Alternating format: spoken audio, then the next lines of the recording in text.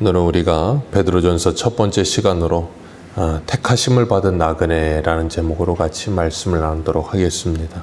그동안 우리가 느헤미야 말씀을 보면서 신앙의 개혁은 끝이 없다라고 말씀을 드렸어요. 오늘부터는 베드로전서를 보게 되는데 이 베드로전서의 가장 핵심 단어는 나그네라고 할 수 있습니다. 오늘 1절에 예수 그리스도의 사도로 본도, 갈라디아, 갑바도기아, 아시아와 비두니아에 흩어진 나그네라고 하면서 소아시아에 살고 있는 성도들을 흩어진 나그네라고 부르고 있습니다. 우리 이 베드로전서 1장 17절도 한 군데만 읽어보겠습니다. 베드로전서 1장 17절 같이 읽습니다. 시작. 외모로 보시지 않고 각 사람의 행위대로 심판하시는 일은 너희가 아버지라 부른즉 너희가 나그네로 있을 때를 두려움으로 지내라. 아멘. 여기도 보면 나그네라는 표현을 씁니다. 그리고 2장 17절, 11절도 한번 보겠습니다. 2장 11절입니다. 같이 읽습니다. 시작. 사랑하는 자들아, 거류민과 나그네 갇힌 너희를 권하노니 영혼을 거슬러 싸우는 육체의 정욕을 제어하라. 아멘. 사도 베드로는 소아시아에 있는 성도들을 향해서 계속해서 나그네라는 표현을 씁니다. 나그네라는 건 어디에 정착해 사는 사람이 아니고 어딘가로 가야 하는 사람들이에요.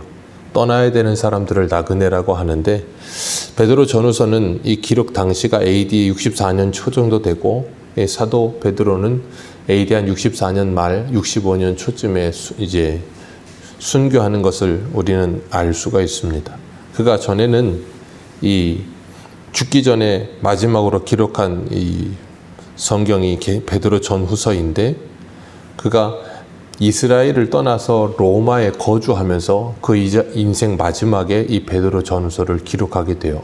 그리고 그가 기록해서 보낸 이 흩어진 나그네들은 원래 이스라엘 살던 사람들이 소아시아에 와서 흩어져 살고 있었어요. 우리는 그런 사람들을 디아스포라라고 하는데 그렇게 흩어져 살고 있던 사람들을 향해서 나도 나그네고 너희들도 나그네다라고 이야기하고 있는 거예요. 우리의 인생은 이 땅에 잠시 왔다 가는 나그네와 같은 삶을 삽니다. 그래서 야고보 이 사도는 우리는 잠시 있다 사라지는 안개와 같은 인생이라고 우리의 인생을 표현합니다. 그렇기 때문에 우리가 이 땅을 살아가면서 잊지 말아야 될 것은 우리가 나그네와 같은 인생을 살고 있고 이 땅에 정착하여서 영원히 뿌리 내리고 사는 인생이 아니라는 것에 대한 인식을 늘 가지고 살아야 돼요. 그래서 시편 90편에 모세는 우리의 날 계수함을 알게 하사 지혜로운 마음을 갖게 해달라고 하나님께 간구했던 것처럼 우리의 날을 계수할 수 있는 그런 놀라운 은혜가 우리에게 있어야 될 줄로 믿습니다. 소아시아 교회의 성도들은 지금 큰 어려움 속에 있어요. 그래서 그들이 여러 가지 시험을 만나서 6절 말씀 같이 한번 읽겠습니다. 6절입니다. 오늘 본문 밑에 6절 같이 읽습니다. 시작. 그러므로 너희가 이제 여러 가지 시험을 잠깐 근심하게 되지 않을 수 없으나 오히려 여러 가지 시험을 만난 상태예요. 그리고 그 여러 가지 시험으로 인해 힘들고 어려운 상태. 그러나 그런 상황에서 너희들이 흔들리지 말고 믿음으로 승리하라 라고 이야기하면서 너희들이 이 땅에 살면서 이 땅에 영원히 사는 존재가 아니고 어디론가 가야 하는 존재이기 때문에 여기에서 너희들의 인생이 전부라면 그것이 참 힘들고 안타까운 일이겠지만 너희들은 가야 할 본향이 있다라는 것을 이야기하고 있는 겁니다. 우리가 그리스도인으로 이 세상을 살면서 세상의 사람들과는 구별된 거룩한 하나님의 사람들로 산다는 것은 참 힘든 일입니다. 왜 그런가 하면 스스로가 자발적으로 고난의 길을 걸어가는 길이기 때문에 그래요. 우리 옛말에 튀어난 못이 정을 맞는다는 말처럼 성도는 이 세상을 살면서 그리스도인으로 산다는 것은 마치 스스로가 튀어나온 못과 같은 존재로 사는 거예요. 세상 사람들과 동일한 모습으로 살지 않고 그들과 다른 모습으로 살 수밖에 없는, 왜 그런가 하면 인생의 가치관이 다르고 목적이 다르기 때문에 다르게 살 수밖에 없어요. 그러다 보면 분명히 사람들에게 주목을 받게 되어 있고 그것이 안 좋은 쪽으로 사람들은 생각하게 되는 거예요. 그러다 보면 우리는 불이익을 당하기도 하고요, 어려움을 당하기도 하고요, 때로는 불이익, 어려움만 당하면 참을 수가 있는데 뒤에서 조롱하는 말도 들을 때도 있습니다. 예수 믿는다는 게 뭐 대수인가 하면서 조롱하는 말을 들으면 참 힘들 때도 있어요. 그럴 때 사도 베드로는 우리들에게 말하는 것이 뭐냐면 너희들은 이 땅에 흩어진 나그네와 같은 존재라는 거예요. 오늘 본문 2절 같이 한번 읽어보겠습니다. 시작. 곧 하나님 아버지의 미리 아심을 따라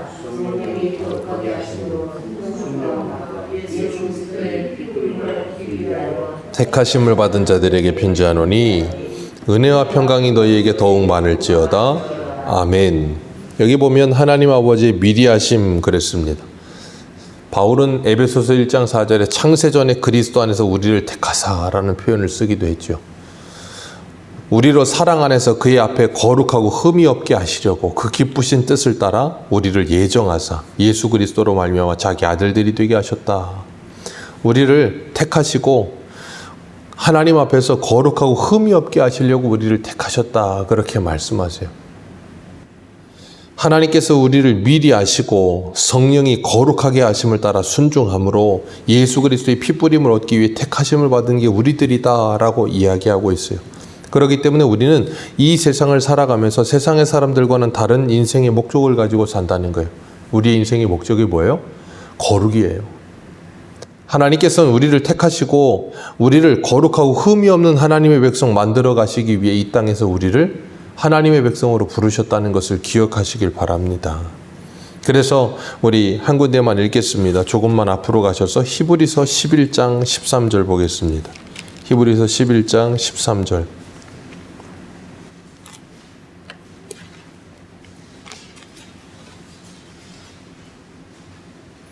히브리서 11장 13절에서 16절입니다. 같이 읽겠습니다. 시작.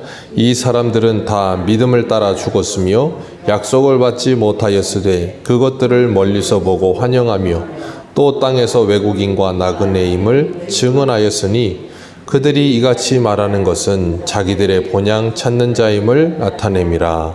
그들이 나온 바 본향을 생각하였더라면 돌아갈 기회가 있었으려니와 그들이 이제는 더 나은 본향을 사모하니 곧 하늘에 있는 것이라. 이러므로 하나님이 그들의 하나님이라 일컬음 받으심을 부끄러워하지 아니하시고 그들을 위하여 한 성을 예비하셨느니라. 아멘. 하나님께 택하심을 받은 성도들은 이 세상을 살아가면서 더 나은 본향을 향해 가는 나그네라는 거예요. 그래서 나그네와 같이 외국인과 같이 이 세상을 살아간다는 거예요. 사도 바울은 빌립보서 3장 20절에 이렇게 말하죠. 우리의 시민권은 하늘에 있는지라. 거기로부터 구원하는 자 곧 예수 그리스도를 기다리노라. 그 예수 그리스도를 기다리며 이 땅에서 외국인과 나그네로 사는 거예요. 그러다가 하나님께서 우리를 부르시면 이 세상에서의 모든 삶을 다 털고 하나님 앞에 나아가야 되는 사람들이라는 거예요. 그렇기 때문에 성도는 늘 이 세상을 살면서도 잊지 말아야 될 건 이 세상의 삶이 우리의 전부가 아니고 우리는 이 세상에서 영원히 살지 않는다는 거예요. 그래서 히브리서 9장 27절은 사람은 한 번 죽는 것이 사람에게 정하신 것이나 그 후에는 심판이 있으리라고 분명히 말씀하십니다. 우리가 세상을 살아가면서 정신없이 살고 바쁘게 살고 참 여러 가지로 때로는 하나님의 은혜를 기억하지 못하며 살 때도 있지만 잊지 않아야 될 것이 무엇이냐면 우리는 이 땅에서 영원히 살지 않는다는 거예요. 염세적인 생각을 갖자는 건 아닙니다. 이 땅에서 최선을 다해 살아야 되고 성도답게 살아야 되고 우리의 사명을 다해야 하지만 중요한 건 우리는 이 땅에서 그렇게 산다 할지라도 여기가 우리의 영원히 살아야 될 곳은 아니라는 거예요. 그런 인식이 우리 안에 늘 있어야 우리가 세상을 사는 게 전부가 아니기 때문에 세상 앞에 무너지지 않고 세상에 시험 들거나 낙심하지 않을 수 있는 힘이 생기는 거예요. 그러지 않으면 이 세상에서의 전부라 그러면 사도 바울이 고린도전서 15장에 말하는 것처럼 세상에서 제일 불쌍한 사람이라 그렇게 말하는 거예요. 구약의 야곱이 자신의 아들이 그 당시에 애굽의 가장 큰 왕의 바로 다음 가는 총리의 직을 맡고 있었는데도 불구하고 야곱은 그 애굽에서 살면서도 그가 죽기 전에 아들에게 유언하는 게 뭐였어요? 내가 죽거든 나를 저 가나안 땅에 장사해달라. 그게 유언이었어요. 그리고 그 아들이었던 요셉도 애굽의 총리로 살았음에도 불구하고 그가 죽을 때 그 후손들에게 유언한 게 뭐예요? 나는 죽지만 하나님은 너희를 권고하시고 너희들을 저 약속의 땅으로 데려가실 텐데 그때 내 해골이라도 가지고 와서 거기 묻어달라. 요셉은 애굽에 내려와서 총리로 살았습니다.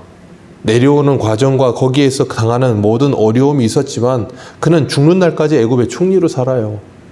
그러면 애굽의 총리로 살았으면 이제는 거의 애굽 사람이 됐어야 되는 것 아닙니까?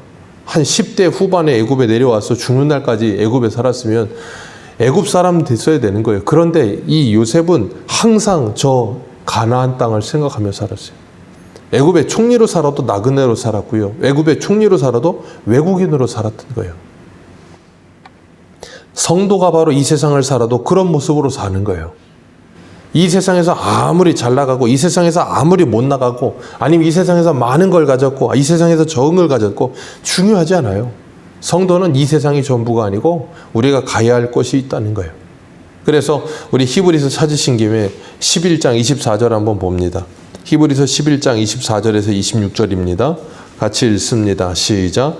믿음으로 모세는 장성하여 바로의 공주의 아들이라 칭함받기를 거절하고 도리어 하나님의 백성과 함께 고난받기를 잠시 죄악의 낙을 누리는 것보다 더 좋아하고 그리스도를 위하여 받는 수모를 애굽의 모든 보화보다 더 큰 재물로 여겼으니 이는 상주심을 바라봄이라. 아멘. 이게 흩어진 나그네로 이 땅을 살아가는 성도들의 마음가짐과 자세여야 된다는 거예요. 베드로도 그런 심정으로 성도들에게 흩어진 나그네라고 말하고 있는 것이고 그들이 핍박과 어려움이 있다 할지라도 이 삶이 영원하지 않기 때문에 힘을 내라고 그들에게 위로하고 있는 거예요. 우리의 인생은 나그네 기와 같아서 이 세상을 살아가며 세상에서 우리가 쥐고 있는 것들, 우리가 소유하고 있는 것들, 그게 영원하지 않다는 걸 우리는 인생을 살아오면서 경험합니다. 내가 많은 것을 가지고 있다가도 다 사라지기도 하고 아무것도 없는 것 같다가도 모든 걸 가지기도 하고 참 덧없다는 생각을 합니다. 그렇게 많은 걸 가졌다라고 생각했었는데 아무것도 가진 것이 없는 모습을 볼 때면 참 덧없다는 생각을 해요. 그렇게 수고로이 많은 일을 했는데 그 모든 것이 내 일신의 안위에 어떤 유익이 되지 않는 것 같다는 생각이 들 때도 정말 덧없다는 생각을 할 때도 있습니다. 그래서 솔로몬은 전도서에 그러잖아요. 헛되고 헛되며 헛되고 헛되니 모든 게 헛되더라. 하나님 안에서 우리가 믿음으로 행하지 않은 모든 것들은 다 헛된 것이고 지나가 버립니다. 우리가 하나님 앞에 카운트되는 건 우리의 믿음으로 살았던 삶 외에는 하나님은 우리를 카운트하지 않으세요. 그렇기 때문에 성도는 이 세상을 살아가면서 우리가 세상에 우리의 생각이 빼앗길 때도 있고 우리의 시선이 빼앗길 때도 있고 때로는 우리가 믿음의 길을 가다가 실족할 때도 있을 때 잊지 말아야 될 건 내가 누구냐는 거예요.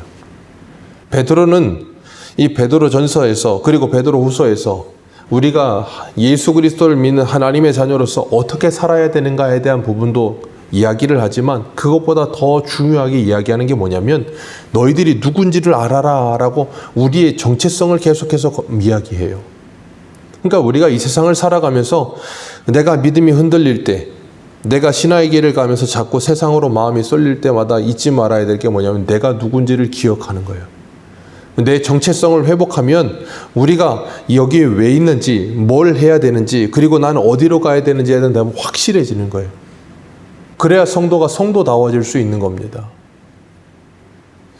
오늘 2절에 택하심을 받은 것은 미리 아심을 따라 하나님의 미리 아심을 따라 택하심을 받았고 성령의 거룩하게 하심을 따라 순종함으로 예수 그리스도의 피뿌림을 얻기 위해 택하심을 받았다 그랬어요. 삼위일체 하나님의 구원의 역사 속에 우리가 하나님의 사람으로 부르심을 받았다는 거예요.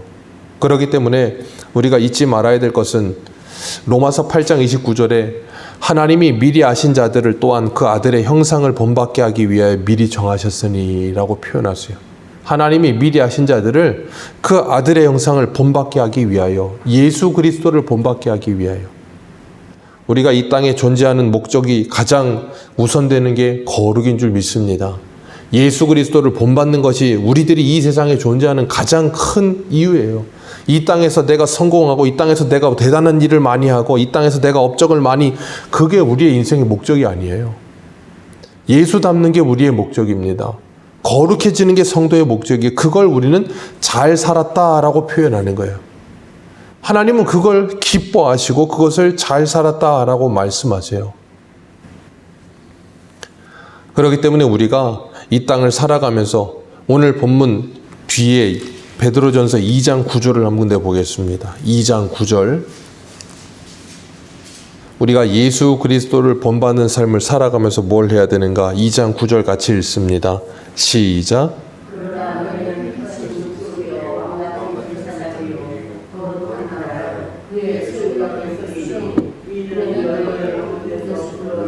그의 비한 빛에 들어가게 하신 이의 아름다운 덕을 아멘.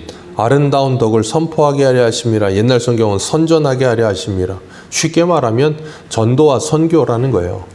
우리가 이 땅을 살아가면서 흩어진 나그네로 살고 있지만 세상 사람들과는 구별된 거룩한 하나님의 자녀답게 살아가는 것, 그래서 예수 그리스도를 본받는 삶을 사는 것, 그것 자체가 뭐예요? 전도요, 선교예요. 그래서 예수님은 마태복음 5장에 너희는 세상의 소금과 빛이라. 너희의 착한 행세를 세상 사람들에게 보여 그들로 하여금 하나님께 영광을 돌리게 하라. 그게 이 베드로가 베드로전서 2장 9절에 말하고 있는 너희들은 택한 족속이요 왕같은 제사장이요 거룩한 나라요 그의 소유된 백성이다 라고 이야기하는 거예요. 우리가 그렇게 살라고 부르심을 받았다는 거예요. 출애굽기 19장 6절에 이렇게 말합니다. 너희가 내게 대하여 제사장 나라가 되며 거룩한 백성이 되리라. 하나님이 이스라엘 백성 애굽에서 건져내신 이유가 그거라는 거예요. 제사장 나라와 거룩한 백성 되게 하여 세상 모든 사람들에게 내가 누구인지를 너희를 통해 소개하겠다. 나를 소개하겠다라고 말씀하시는 거예요. 그게 우리들이 이 땅을 존재하는 이유입니다. 그래서 이사야 43장 21절에는 이 백성은 내가 나를 위하여 지었나니 나의 찬송을 부르게 하려 하십니다. 우리는 흩어진 나그네로 살아가며 이 땅에 안주하지 않고 우리의 삶을 가볍게 하며 살아가는 겁니다. 이 땅에서 우리가 이사 자주 하다 보면 느끼는 게 있어요. 저도 영종도 와서 이사를 한 5번 한 것 같은데 이사할 때마다 짐이 많지 않다라고 생각했는데 꽤 많더라고요. 그리고 이사할 때마다 버려야 될 게 굉장히 많더라고요. 왜 쓸데없는 것들을 이렇게 쌓아놓고 살까 하는 생각과 함께 이사할 때마다 느끼는 건 짐을 줄여야 된다, 짐을 줄여야 된다. 그런 생각을 많이 해요. 왜냐하면 많으면 많을수록 귀찮고 불편해요. 나그네로 이 세상을 산다는 건 우리의 인생의 규모를 줄이는 겁니다. 점점 줄여가면서 이 세상에서 더 많은 것을 소유하고 더 많은 것을 쌓아놓고 더 많은 것을 집착하면서 사는 게 아니라 줄이면서 사는 거예요. 가볍게 사는 거예요. 그러면서 주님께서 우리를 부르실 때 그 주님의 부르심 앞에 언제든지 주님께 나아갈 수 있으며 또한 그렇게 가볍게 살아가면서 세상 사람들과 같이 더 많이 소유하고 더 많이 쌓아놓고 더 많이 집착하며 사는 삶과 구별된 다른 삶을 살기 시작하는 것. 그런 사람이 되려고 하나님이 우리를 부르신 줄 믿습니다. 그런 하나님의 사람으로 오늘을 살아가시면서 우리의 인생의 목적이 거룩이 되시고 우리의 인생의 목적이 정말 우리의 착한 행실을 통해 하나님께 영광 돌리는 것이 되며 정말 하나님의 기쁨이 되는 아름다운 흩어진 나그네로 사는 저와 여러분들 되시기를 축복합니다. 기도하겠습니다.